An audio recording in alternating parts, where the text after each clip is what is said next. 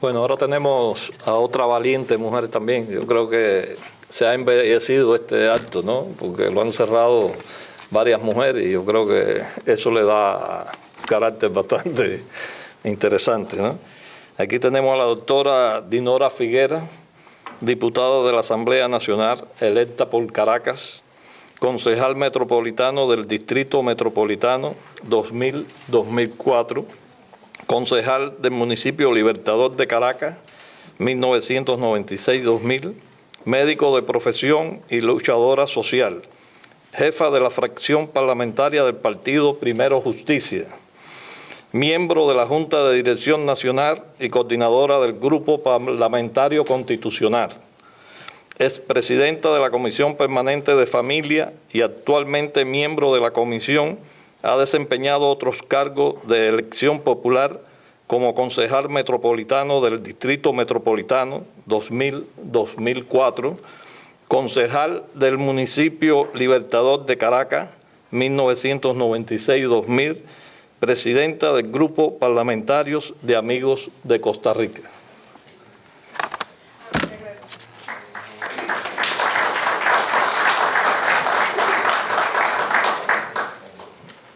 Muchas gracias. Bueno, muy buenas tardes. De verdad que en nombre de mi país, de Venezuela, quiero personalmente agradecerle a todo el grupo organizador de este evento, Gonzalo Guerre, Pedro Pablo Álvarez, Mijail Bonito, Marta Menor, Gustavo Pardo, Roberto Ruiz Casa, Julio Chilin. Quiero agradecer también la presencia de nuestra secretaria ejecutiva de la MUD de Venezuela y darle de verdad a Gisela Parra todo un reconocimiento de lo que es el agradecimiento que tenemos los venezolanos que estamos allá librando una lucha y entender que hoy para nosotros está marcada una médula dentro de todos los países que tienen la organización de los venezolanos, porque se está cerrando el cerco comunicacional, se está cerrando la comunicación y definitivamente ustedes ahora tienen un rol protagónico más ambicioso para nosotros que estamos librando esa lucha. A mí me tocó hablarles a ustedes acerca de los principios democráticos. Generalmente nosotros que hemos apostado a esos principios de la democracia, donde la libertad, sin duda alguna, el derecho a la libertad individual, al desarrollo, a la participación, al desarrollo inclusive económico, nos ha librado a nosotros un compromiso como parlamentarios. Sin duda alguna, en este momento para nosotros, el derecho humano es un tema que quería desarrollar básicamente. Venezuela hoy, y como lo dijeron los panelistas anteriormente, vive una situación donde el Estado de Derecho está siendo marcado por una tragedia. Nuestros parlamentarios, por ejemplo, están siendo y estamos siendo víctimas no solamente de persecución, no solamente de inhabilitaciones, sino que se le han violado el derecho a la defensa, el beneficio de la duda, el derecho inclusive a tener un juicio con toda la claridad, con toda la transparencia. Pero lo peor aún, lo peor como ser humano, quiero decir, que es cuando te tratan de vulnerar al patrimonio moral. El patrimonio de ser una madre honesta, una madre que quiere por lo menos el progreso para su hija. Yo tengo una hija de 15 años. El patrimonio moral de un hombre que le fraguan, como es el caso del diputado Richard Mardo, le fraguan un cheque. Lo hacen ver como un cheque real y hemos demostrado que el cheque no existe y que se lo fraguaron, y el Tribunal Supremo de Justicia y la Fiscalía General de la República no admiten, inclusive no dejan ni siquiera que el abogado defensor saque las pruebas. Yo quería en ese sentido y en este particular saludar a mis hermanos cubanos, a quienes nos han enseñado la tarea de que resistir forma parte de una herramienta de fe, forman parte de una herramienta de perseverancia. Mi reconocimiento porque Cuando uno creció en una Venezuela donde, por ejemplo, el secuestro era el secuestro de otro, donde los asesinatos eran los asesinatos de otro, uno vivía como que una especie de una burbuja. Hoy, en nuestra querida patria venezolana, asesinan a 25.000 personas cada año. Más de 170.000 muertes en 10 años. Eso significa que en nuestro país no está garantizado el derecho a la vida. Y mucho más grave, cada vez que ocurre un acontecimiento como el que nos ocurrió hace aproximadamente 3 semanas, donde asesinaron a una ex Miss Venezuela, a su esposo e hirieron a su hija por accidentarse en una autopista, fueron masacrados por unas bandas que posteriormente el jefe de seguridad del gobierno decía que tuvieron que hablar con otras bandas para ver quién era el asesino. ¿Qué nos indica a nosotros esta situación? Nos indica inclusive que la ética está en juego. O sea, unos funcionarios que saben dónde están las bandas, que saben el diagnóstico de seguridad y que para ellos significa fácil identificar al asesino. Resulta ser que en mi país 25.000 muertes por año. Hay una complicidad, sin duda alguna, planteada allí. Y hemos inclusive evaluado a través de lo que ha sido el Foro de Sao Paulo, una información que sale. Al gobierno venezolano no le interesa que la primera problemática del venezolano sea la inseguridad. No les interesa porque el segundo es el alto costo de la vida. Y el alto costo de la vida fue lo que generó un momento histórico, una explosión social en nuestro país. Entonces, para allí no hay una voluntad política. No hay una voluntad política. Creo firmemente, por supuesto, que en el marco de lo que son los derechos humanos, Venezuela evidenció ante el mundo la gran irresponsabilidad de haberse retirado de la Corte Interamericana de los Derechos Humanos. Eso es develar precisamente la situación de vulneración constante, de criminalización que llevó, por ejemplo, no solamente a María Fiuni, de la cual desde aquí quiero honrar todo lo que es la dignidad, la acción que ha tenido en defensa propia sobre la base de no claudicar ante todas las presiones que ha tenido. Ciertamente es una mujer que ha sido vulnerada en lo que es la situación donde la justicia se torció sobre la base del interés del gobierno. Tenemos en este momento un funcionario, el policía Iván Simonovich, con más de 17 diagnósticos que lo llevan a culminar un diagnóstico final del empeoramiento de su situación de salud, a quien le fraguaron también una responsabilidad que no le corresponde cuando hace aproximadamente 15 años se generó una marcha multitudinaria en nuestro país donde se le solicitaba al expresidente Hugo Chávez salir y que ellos, los funcionarios de la policía, alertaron a las personas a que no pasaran por un sitio donde era vulnerable, y hoy Iván Simonovich en la cárcel, sin poder ver la luz del sol, sino nada más 2 veces al año, sigue en este momento siendo objeto político del gobierno. Y definitivamente nosotros los venezolanos que hemos generado una acción internacional, pero como le decía uno de los actores, a veces cuando se cierran los aparatos de información es difícil que pasen las barreras.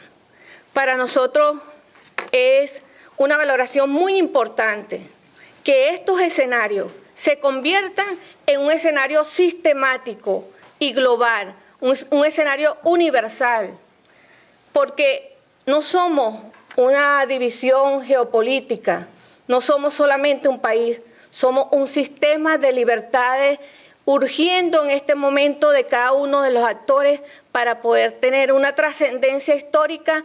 Sin duda alguna, también esta trascendencia nos tiene que llevar necesariamente a buscar la libertad del pueblo de Cuba, a buscar la libertad de Venezuela.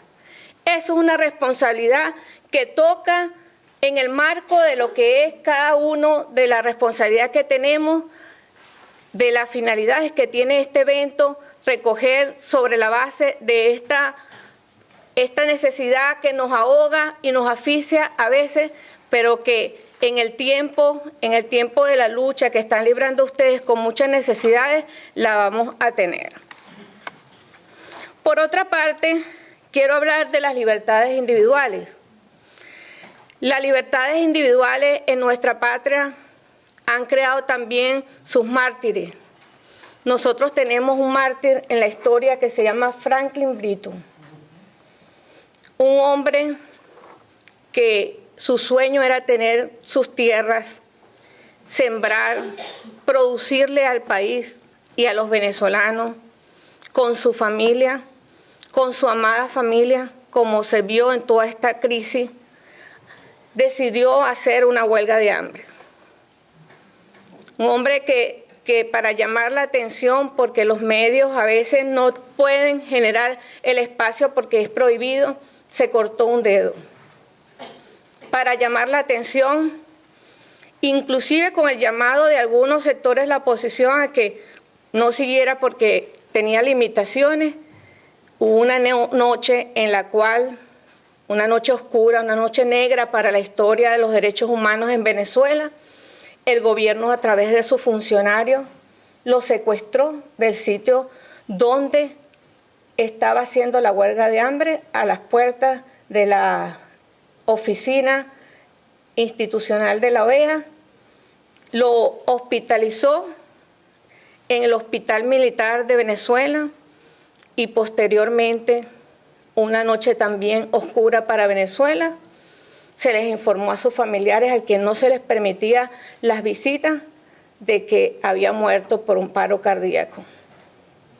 Ustedes se pueden imaginar esta historia que estamos viviendo nosotros los venezolanos, cuando la instancia, por ejemplo, para legislar, que es el Parlamento, hemos sido víctimas de atropellos físicos, llevando en consecuencia, por ejemplo, también a la diputada María Corina Machado con una fractura en los huesos propios de la nariz y al diputado Julio Borges con una fractura en los huesos malares, inclusive con una cicatriz de más de 17 puntos del diputado William Dávila. O sea, es una situación en la cual nosotros nos tocó resistir y que nosotros decidimos seguir allí con mucha vehemencia y con mucha responsabilidad.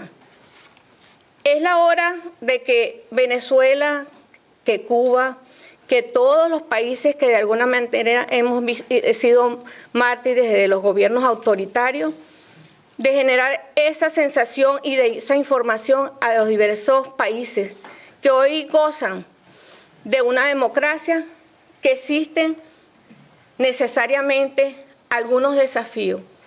Y esos desafíos implican, en principio, limitar el allanamiento de cada una de estas fuerzas negativas para la democracia en los diferentes países, porque América sin duda está frente a dos caminos. Un camino que es, en este caso, la anarquía, un camino que significa el retroceso, un camino que limita las libertades económicas, el desarrollo. En mis países se han cerrado, por ejemplo, más de 460.000 empresas.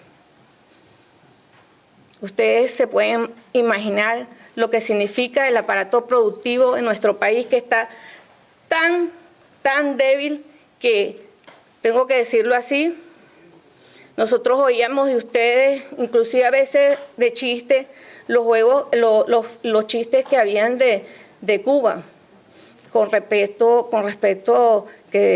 a que hacían cola, con respecto a que... Si me dan un poquito de agua, por favor, que tengo la botellita ahí. Con respecto inclusive que decían bueno, voy a decirlo así, algo así de que habían 2 huevos corriendo y entonces había un bistec en la esquina esperando así, los huevos le dicen, bueno, pero por favor, corre, que vienen, porque no hay, te van a reconocer. No vale, en este país no me reconocen. El cuento de eso, en Venezuela, es con el papel toalé. Se pueden imaginar. El cuento con eso en Venezuela es un pollo. El cuento con eso en Venezuela es una harina precocida. El cuento con eso en Venezuela es que con un país petrolero, un país que ha servido inclusive con la chequera bolivariana a países para financiarlo, para potenciarnos, nos llevó a ir nosotros, por ejemplo, yo estuve con la diputada María Corina Machado a El Salvador y saber que Petrocaribe financia a precio de gallina flaca todo lo que son las prebendas políticas de partidos que hoy son aliados del gobierno venezolano. Estuvimos en el Parlamento Europeo y allí también hicimos la denuncia. Estuvimos en Costa Rica porque esta lucha es tan dura que de alguna u otra manera uno también conversa con personas y lo dicen pasito, estamos con ustedes, pero no podemos hablar. Pero, por ejemplo, hubo un premio Nobel de la Paz como Oscar Arias, que fijó posición, que fijó una posición heroica, una posición firme en relación a la responsabilidad que ha tenido Chávez en lo que es la deformación de un futuro para nuestro país que hoy está viviendo las consecuencias de arruinarle la vida a todos los venezolanos. Soy médico venezolana y tengo que decir que, bueno, fuimos sustituidos. Fuimos referencia inclusive latinoamericana, fuimos referencia mundial, fuimos referencia docente en materia de salud y hemos sido sustituidos por los médicos cubanos que han ido para allá y que se han solidarizado con nosotros y la mitad de los médicos venezolanos se fueron del país. Hallaron una plataforma de libertad en la obligación que el gobierno cubano quiso coaccionarlos para que estuvieran allí en Venezuela. Yo quiero expresar desde ese punto de vista mi solidaridad, porque esto no es una lucha contra el pueblo cubano, ni los que son víctimas obligados del gobierno de Nicolás Maduro, del gobierno de Fidel Castro. Todos somos víctimas y hemos sido víctimas de estos gobiernos y hoy hemos sido sustituidos y no solamente eso, los médicos venezolanos hemos sido criminalizados, estigmatizados, teniendo posgrado, preparaciones y hoy, por ejemplo, debemos decir que el presupuesto que se le ha dado a la salud venezolana es el 1,7% del Producto Interno Bruto, cuando la Organización Mundial de la Salud establece que debe ser el 10% del Producto Interno Bruto, pero el aparato comunicacional le dice todos los días en los medios que es la mejor medicina del mundo prácticamente, y cuando hoy están protestando los médicos venezolanos porque mataron a uno de los médicos, hirieron a uno de los médicos en una guardia. Porque te entran, o sea, las bandas armadas te entran, el AMPA entra y te puede asesinar y obligar que intervengas a un paciente, así no le toque a ese, sino al otro. Así estamos en Venezuela y en ese sentido los principios democráticos tienen que servir necesariamente para que nosotros seamos vigilantes en este desafío que tenemos por una democracia plena, por un grupo de libertades en un contexto adverso a lo mejor, pero también en un contexto de esperanza. Yo quiero, por ejemplo, para finalizar, decirles a ustedes un ejercicio que yo hago, que es repitan la palabra fe.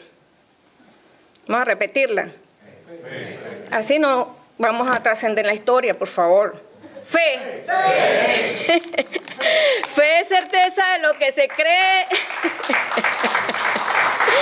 Mire, fe es certeza de lo que se cree y no se ve. Yo les voy a decir una cosa, acabo de conocer a un gran hombre que no lo conocía, se sentó al lado mío Y yo dije, oye,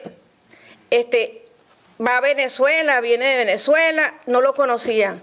Pero entonces le vi un libro muy curioso que tiene como título y escrito por él, No hay sacrificio en vano, de Eduardo García. Eduardo García lo acabo de conocer, quiero por supuesto... Y esa enseñanza que hemos tenido hoy de estas mujeres que tuvimos la oportunidad de conocerlas, que brindaron su juventud a la resistencia, que libraron una justa lucha por el deseo de ver a sus hijos progresando y en libertad. Y esa lucha que hemos visto de hombres aguerridos, que han luchado también por dignidad, y esa lucha inclusive de profesionales que brindan para nosotros, los cubanos, los venezolanos, los que hoy somos de alguna manera amenazados por esta bota militar, la consecuencia de que tenemos que hacer un gran empuje a través de un foro democrático, pero que se convierta en un instrumento de lucha para hacer un sistema democrático que prevalezca. Fe es precisamente reconocernos que sí podemos luchar, y luchar significa que la lucha no es en vano, Eduardo. La lucha va a tener un objetivo y es el progreso, el desarrollo, las libertades económicas para toda América. Muchas gracias.